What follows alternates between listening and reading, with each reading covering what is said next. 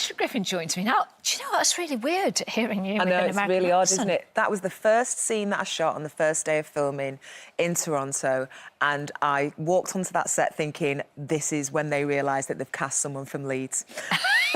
And I was really, really scared. But I got away with it. I got away with it. I did 10 episodes, in fact, and I got away with it.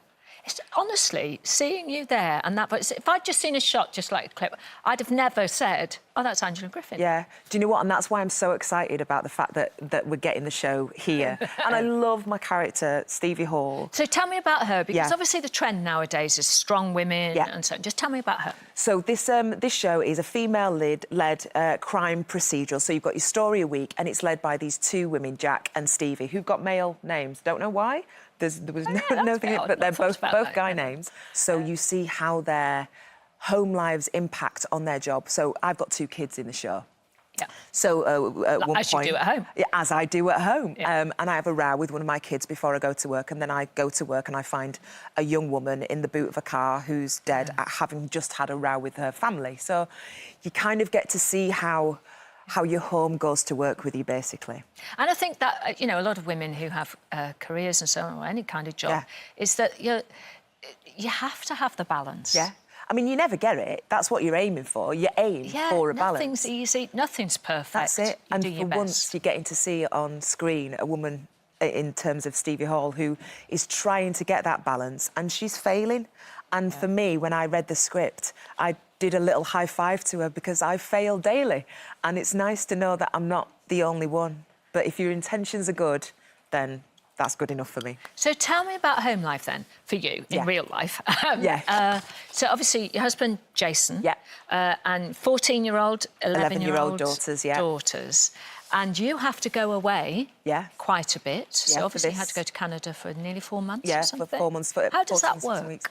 Well, my husband's really ace, and when I have to go away, he picks up the reins, and he does it brilliantly. I'm not one of those wives who goes, oh, yeah, but when I go away, you know, the kids aren't fed or dressed. Or... He does it all, and he's brilliant at it. But right now, this minute, he's away filming, and I'm at home, and I've picked the reins up, so...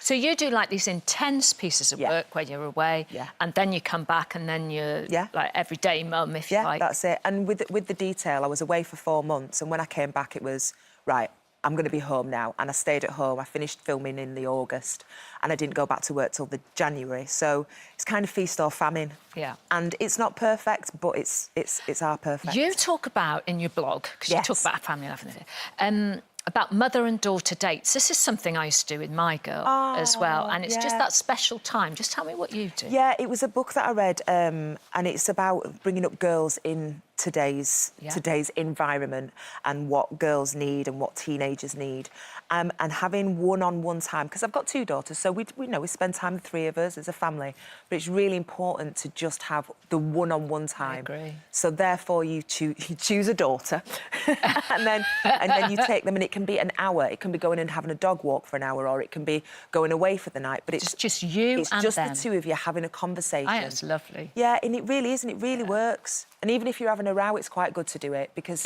it gives you that time to You don't have another voice coming into the conversation. That's it, and it makes them feel special. I've got to ask you about Corrie, because obviously, well, I mean, who hasn't been with Steve McDonald, frankly, over the years? But you were... Oh, look at you, baby, 20 years ago. Very angry. Oh, you were angry, I'll stick the money that I owe you in the post, and I'll tell you heck. As Fiona, would you ever go back? Miss Tracy Shaw. I'm going to call her after this. Would I ever go back? So, I've made this mistake before. Yes, I would go back. I wouldn't say no, but I haven't got any intentions of going back right now, this minute. So, no headlines going, Angela hints at a return. I'd never say never. Do you watch? I don't as much as I should do. So much, do you? Although in Canada... Well, listen, afterwards, I'll just fill you in on the last 17 years, if that's all right. Because I know it all. Do you? Are you a massive fan? Yeah. Yeah, in Canada, they love it. All the best with the detail. Thank you very much. And it's on Channel 5 USA. Yep. Starts on Friday. Friday, the 2nd of November at 9 p.m. at 9 o'clock. Thanks so much, Angela. Thank you.